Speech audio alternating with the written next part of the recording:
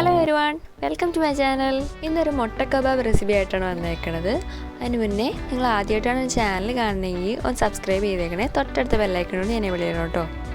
ഞാനിവിടെ 3 മുട്ട എടുത്തിട്ടുണ്ട്, ഒരെണ്ണം 4 മുറിച്ചെടുത്തിട്ടുണ്ട്.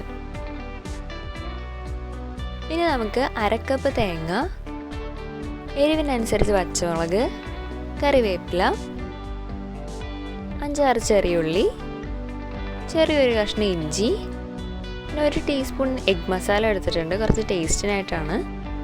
പിന്നെ ഒരു പകുതി നാരങ്ങ ഒന്ന് മാറ്റി വെച്ചിട്ട് ബാക്കിയെല്ലാം ഒന്ന് അരച്ചെടുക്കാം. വെള്ളം ചേർക്കാതെ ആയിട്ടോ അത് അരച്ചെടുക്കണത്. ഇനി നമുക്ക് ഒരു ഉരുളക്കിഴങ്ങാണ്, അത് നല്ലോണം വേവിച്ച് ഉടച്ചു വെച്ചിട്ടുണ്ട്. ഇനി ഈ ഉരുളക്കിഴങ്ങിലേക്ക് നമ്മൾ അരച്ച് വെച്ചേക്കണത് ചേർത്ത് കൊടുക്കാം. ഇത് ഉപ്പ് ചേർത്തിട്ടാട്ടോ ഞാൻ അരച്ചെടുത്തത്. ഇനി അതിലേക്ക് നമ്മൾ നേരത്തെ എടുത്ത് വെച്ച നാരങ്ങ പിഴിഞ്ഞു കൊടുക്കാം. ഇത് നല്ലോണം കുഴച്ചെടുക്കാം.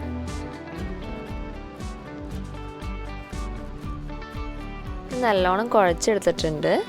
ഇനി നമുക്ക് ഇത് വെച്ച് മുട്ട ഒന്ന് പൊതിഞ്ഞു കൊടുക്കണം.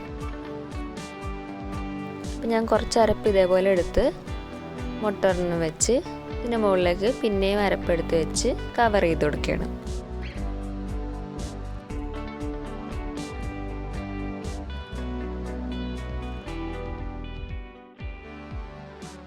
ഈ ഒരു ഷേപ്പിലാക്കിയിട്ടുണ്ട്. ഇനി ബാക്കിയും കൂടി ചെയ്തെടുക്കാം. ഇനി നമുക്കിത് എണ്ണയിൽ മുക്കി പൊരിക്കണം. പാനിലേക്ക് ആവശ്യത്തിന് എണ്ണ ചേർത്ത് കൊടുക്കാം. എണ്ണ ചൂടായി കഴിയുമ്പോൾ മുട്ടയിലും ബ്രെഡ് ക്രംസിലും മുക്കി ഓരോന്നായിട്ട് ഇട്ട് കൊടുക്കാം.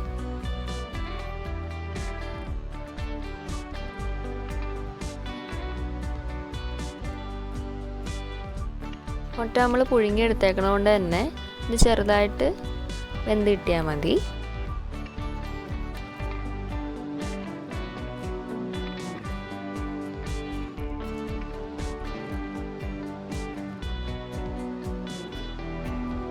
എല്ലാം ഇതേപോലെ കോട്ട് ചെയ്ത് ഇട്ട് കൊടുക്കുകയാണ്.